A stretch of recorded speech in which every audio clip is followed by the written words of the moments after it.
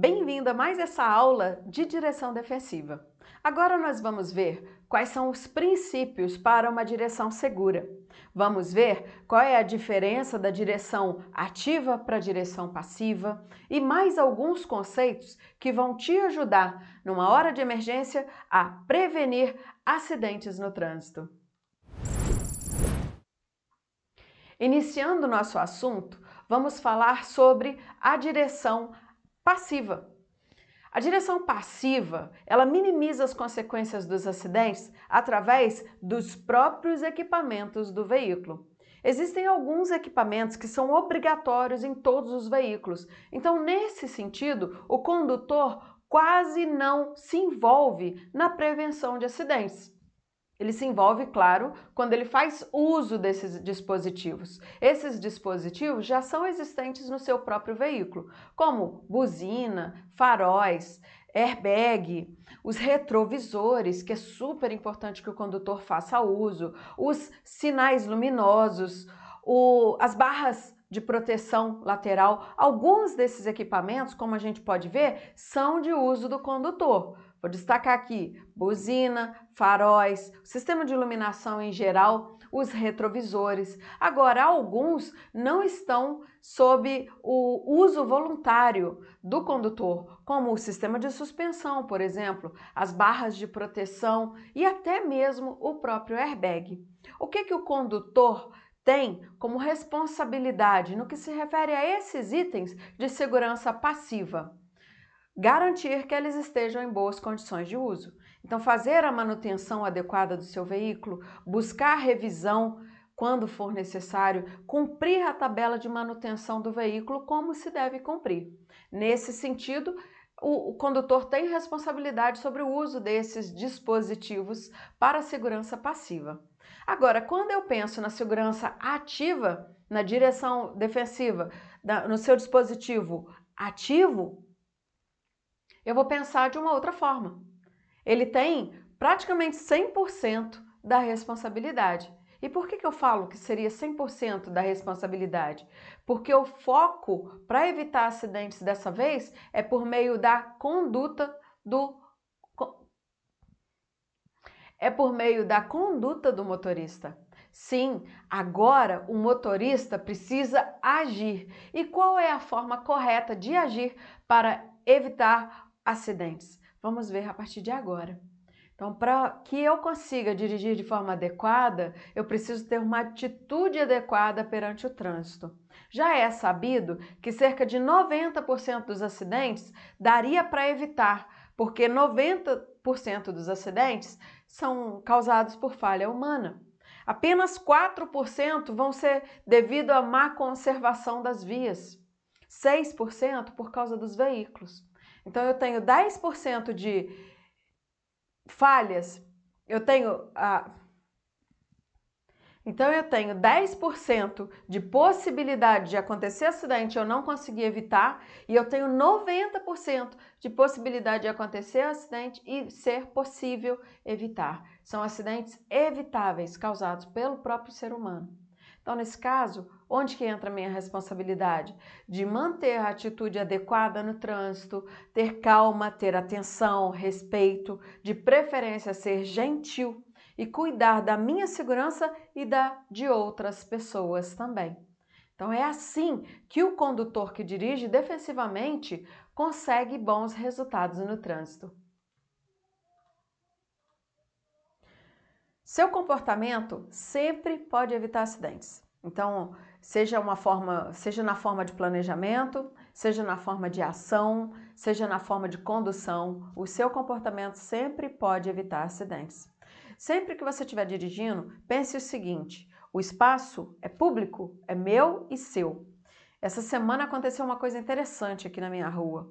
Um rapaz de moto desceu, estava indo sentido ao centro da cidade, e ele agiu como se não tivesse mais ninguém na rua. Acredito que você já passou por isso, já viu alguém fazer isso. Ele parecia ser o dono da rua. Ele esqueceu que existem outras pessoas no ambiente. E aí o que aconteceu? Quando ele chegou no cruzamento, quase que aconteceu um acidente grave. Não aconteceu porque o outro condutor reduziu a velocidade a tempo e não se chocou com aquela moto. Quando eu vou dirigir, eu preciso ter atenção, eu preciso ter respeito, eu preciso cuidar da minha segurança e da de outras pessoas. E aí, a gentileza, ela é um sinal de civilidade. A rua não é sua, nem minha. Ela é um direito de todos. E por isso, eu preciso ter o comportamento mais adequado possível no trânsito, levando em consideração a presença de outras pessoas. Outra coisa fundamental também é respeitar as sinalizações. Dê preferência, respeite o limite de velocidade, use o seu sistema de sinalização, usar seta, usar as sinalizações do veículo de forma correta. Mostre para o outro condutor o que você vai fazer. E quando houver situação que necessite ou condições para realizar uma ultrapassagem, faça uso de todo esse sistema que eu mencionei aqui agora para que seja feita a ultrapassagem da forma mais segura possível. Relacionada à boa direção, é importante também comentar sobre o sono. Estou aqui com a grande xícara de café, que não é suficiente para evitar acidentes se você estiver realmente com sono. Se você está com sono, não vai ser beber o café, uma bebida quente que vai resolver a situação. Faça pausa. Evite músicas relaxantes. Consuma alimentos leves, se você vai dirigir por um longo período. Mas se você estiver com sono, realmente pare e descanse. Dirigir cansado facilita a ocorrência de acidentes e pode gerar transtornos que vão te seguir para o resto da vida. Faça pausas, verdadeiramente, faça pausas. Pausas de 20 a 30 minutos, se você precisar descansar. Existem situações que você vai precisar realmente dormir 2, 3, 8 horas. Leve isso em consideração no seu roteiro de viagem. Mantenha o veículo bem ventilado, evite calor, porque o calor também pode causar sonolência. Se você sabe que não tem condição de continuar dirigindo e precisa realmente fazer uma pausa, procure um lugar seguro para descansar. Não fica fazendo força para ficar acordado. Dirigir com sono é tão perigoso quanto estar alcoolizado no volante.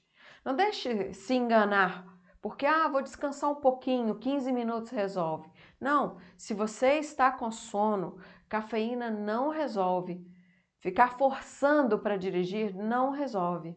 O sono, ele é uma ação fisiológica e o seu corpo tem mais poder do que a sua consciência. Nesse caso, a ação de alguns auxiliares. No caso do café, a ação pode demorar mais de 30 minutos para fazer efeito. E, geralmente, se você está com sono e insistir em tomar café, a ação da cafeína vai demorar mais de 30 minutos. E não vai fazer efeito se o seu sono exigir mais de 4 minutos. Não, ficou ruim isso aqui. Peraí, deixa eu tirar. Se o sono bateu, procure um lugar seguro para parar e descanse. Não fica forçando para ficar acordado. Dirigir com sono é tão perigoso quanto dirigir alcoolizado. Não se engane. A cafeína também não resolve quando o sono vem. A cafeína ela pode demorar mais de 30 minutos para começar a fazer efeito. E ainda assim, pode não surtir efeito se você estiver muito cansado ou muito sonolento. O que resolve então? Realmente parar e descansar. Por isso que a nossa orientação é: procure um lugar seguro para parar e realmente durma, descanse, dê condições para o seu corpo prosseguir nessa viagem.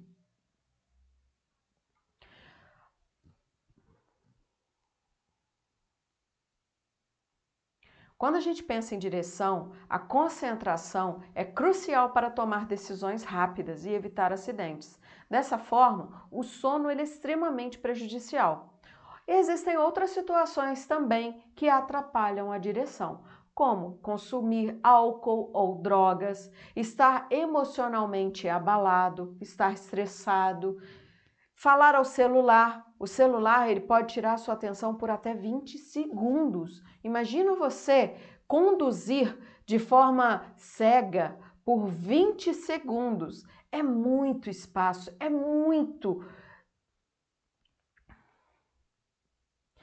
um espaço muito grande, é um espaço de tempo... Ficou ruim. É um espaço de tempo muito grande para você conduzir. Você precisa estar 100% atento quando está no trânsito. Outra coisa que tira atenção também é qualquer tipo de vídeo dentro do veículo. Se você está dirigindo e essa direção... Se você está dirigindo e tem algum vídeo ao alcance da sua vista, pare o veículo, retire aquele vídeo e tá ruim. Vou pause. Quando o assunto é direção, a concentração é crucial para tomar decisões rápidas e evitar acidentes. E não é só o sono que atrapalha a direção. O estresse ou estar emocionalmente abalado podem fazer com que você não consiga prestar atenção ao mais importante, que neste momento é o seu trajeto, os comandos do veículo, o ambiente externo. Outras coisas que influenciam também: o uso de álcool ou drogas, ficar sem dormir, falar ao celular, assistir qualquer tipo de vídeo dentro do seu veículo. E alguns adereços no vidro também atrapalham a sua visão. Então, para todas essas situações, eu vou te orientar: corrigir a situação para não se colocar em possibilidade de se envolver em acidentes. Então, como que eu corrijo qualquer tipo de situação dessas? Então, como que eu corrijo qualquer tipo de situação que pode me causar um acidente, pode me envolver em acidente? Se você está estressado ou abalado emocionalmente, não dirija. Não dirija, não assuma a direção, pois assim você está evitando uma situação de risco. Você já sabe que na lei seca eu não posso consumir álcool ou drogas e dirigir. Então, obedeça essa recomendação legal. Já falei que, em caso de sono, pare para descansar. Procure um local seguro para descansar, para realmente dormir. O uso do celular também distrai muito. Com o uso do celular, você pode ficar, às vezes, até 20 segundos dirigindo cegamente. E eu estou falando no caso de trocar uma mensagem. Enquanto você está digitando, você esquece de olhar para o mais importante. E aí, como que eu faço para evitar? Existem aplicativos que você pode programar para quando estiver dirigindo. E aí você vai lá e habilita esse aplicativo no momento da direção, para o celular nem tocar te procurando. Porque quando o celular toca, você escuta nitidamente alguém te chamando e isso faz com que você pare para procurar quem está te chamando, aonde que tem essa situação que você precisa intervir. E aí, nesse caso, se você já programa o seu celular para não funcionar na hora que você estiver ocupado, o risco dele tirar sua atenção é mínimo. Estamos vivendo num momento em que realmente o celular ele está dominando a atenção das pessoas, mas na hora de dirigir, esse não é o momento adequado para o uso do celular. E no caso dos adereços, se você gosta de colocar um enfeite no carro, lembre-se que existe uma recomendação legal para não obstruir a sua visão. Então não é só uma questão de obedecer à lei, é uma questão de prevenir acidentes a qualquer custo. Então escolha enfeites que sejam pequenos. Se você fizer questão de colocar um enfeite no seu veículo, escolhe um enfeite pequeno, algo mais discreto. Deixe para usar coisas grandes, enfeites para chamar atenção em outro tipo de ambiente. O veículo não é adequado para isso. Todas essas coisas que nós escolhemos por alguns motivos específicos, porque a gente acaba se acostumando. E tudo o que me faz acostumar me leva para o caminho do vício. E existem alguns vícios ao volante que se tornam obstáculos para a direção segura, correta, e a gente precisa eliminar. Os vícios ou os hábitos, eles podem ser incorporados ao cotidiano até mesmo dos motoristas mais experientes. E aí eu vou destacar aqui 4 vícios que a gente precisa observar se tem no trânsito e eliminar. E para eliminar a gente vai precisar de disciplina. Então, primeiro vício, dirigir com o pé apoiado na embreagem.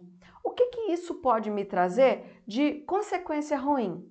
Pode causar o desgaste prematuro do equipamento, do seu veículo. Então, nesse caso, pode causar o desgaste prematuro da embreagem. Então, nesse caso, pode causar a consequência negativa de apoiar o pé na embreagem é causar o desgaste prematuro deste dispositivo do veículo. Reduz em 50% a vida útil da embreagem. Então, observe se você está mantendo o seu pé em cima da embreagem por muito tempo. O ideal é, fez uso, retira. Fez uso, passou a marcha, retira. Outra coisa é dirigir com a mão apoiada no câmbio. Isso diminui a vida útil das engrenagens, além de dificultar a reação rápida se houver alguma emergência. Terceiro, dirigir em ponto morto. Isso, além de sobrecarregar o sistema de freio, que já existe para te ajudar, ele pode também gerar um consumo superior de combustível. E eu vou pedir que nossa equipe deixe aqui para você um vídeo para você assistir falando sobre isso, sobre o uso do ponto morto, que ele aumenta o consumo de combustível ao invés de diminuir.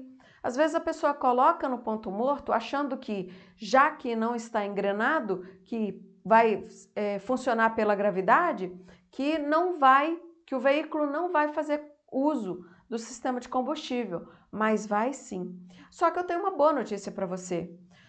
Quando você deixa o seu veículo engrenado, ele faz uso de um freio que já existe no sistema do seu veículo, que a gente chama de freio motor.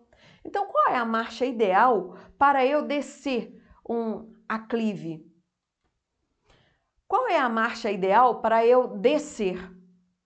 É a marcha que você usou para subir. Então, você subiu uma montanha, por exemplo, e usou primeira, segunda e terceira, gradativamente. Quando você for descer, você vai usar terceira, segunda e primeira. Quando você for descer, você vai usar a terceira e a segunda marcha. Em algumas situações, você vai precisar dosar essa redução e vai alternar entre terceira e segunda marcha e talvez nem precise fazer o uso do freio. Aqui perto da minha residência tem um aclive que... Aqui perto da minha residência tem um acesso que eu sempre uso segunda e terceira para subir.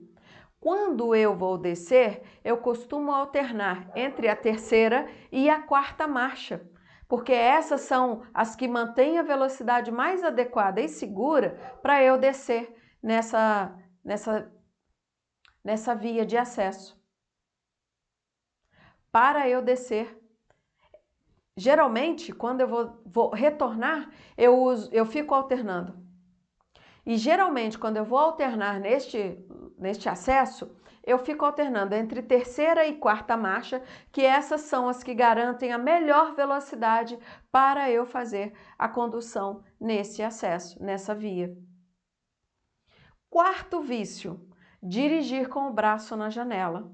Quando você dirige com um braço apoiado ali na janela, quando você dirige com o braço ali apoiado na janela, mão errada. Quando você dirige com o braço apoiado na janela, você diminui a sua agilidade. E além disso, se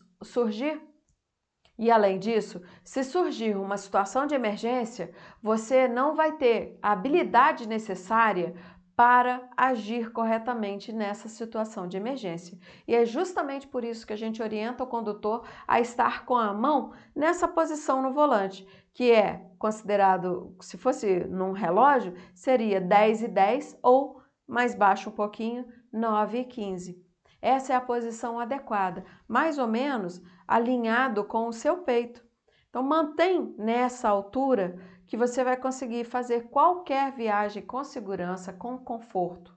Mas para isso você precisa ajustar o seu veículo para estar na posição correta, adaptado ao seu corpo, para você fazer essa viagem da forma mais confortável possível. A gente vai falar sobre isso mais à frente também.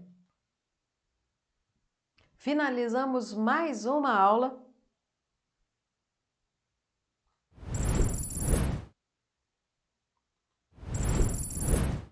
Agora estamos finalizando mais uma aula. Espero que você tenha entendido essas questões e que consiga prevenir acidentes no seu dia a dia, trabalhar pela sua própria proteção. Um abraço para você. Até a próxima aula.